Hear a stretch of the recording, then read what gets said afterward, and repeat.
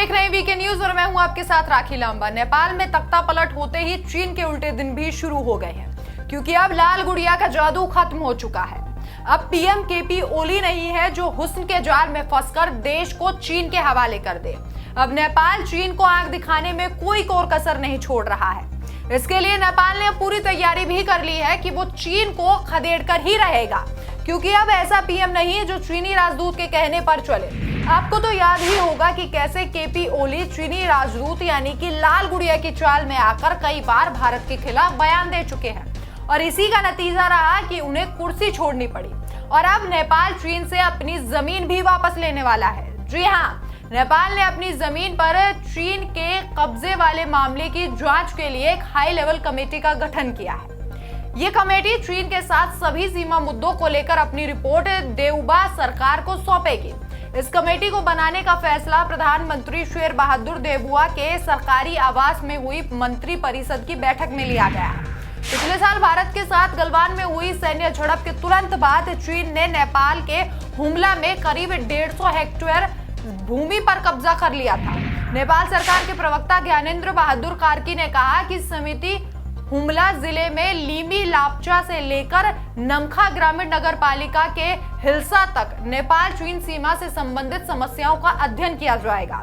चीन ने कथित तौर पर नेपाली भूमि पर अतिक्रमण कर पिछले साल हुमला में 9 इमारतें बनाई थी।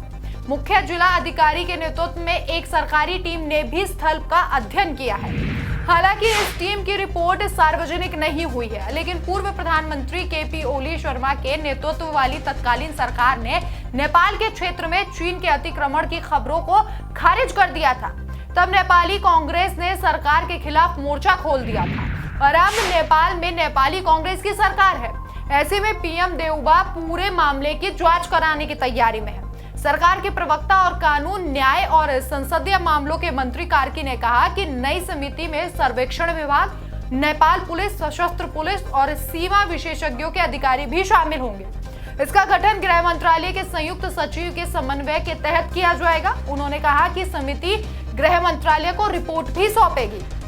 हालांकि समिति के लिए रिपोर्ट जमा करने की कोई समय सीमा फिलहाल तय नहीं की गई है। वहीं सरकारी मीडिया ग्लोबल टाइम्स ने दावा किया है, जो चीन की सरकारी मीडिया है उसका दावा है कि ये बिल्डिंग्स दक्षिण पश्चिम चीन के तिब्बत स्वायत्ता क्षेत्र के बुरंग काउंटी में एक नवनिर्मित गांव में बने हुए हैं।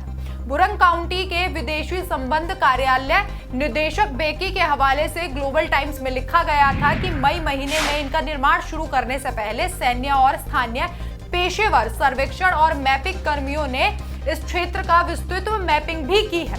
इससे ये निश्चित किया गया है कि इन बिल्डिंग्स का निर्माण चीन की तरफ से हो। अब देखना होगा कि नेपाल कैसे अपनी जमीन को चीन से छुड़वाता है या नहीं, या फिर एक बार फिर से चीन नेपाल पर भारी पड़ता हुआ दिखाई देता है। फिलहाल मेरे साथ इतना ही। तमाम अपडेट्स के लिए देखते रहिए वीके न्यूज। नमस्कार।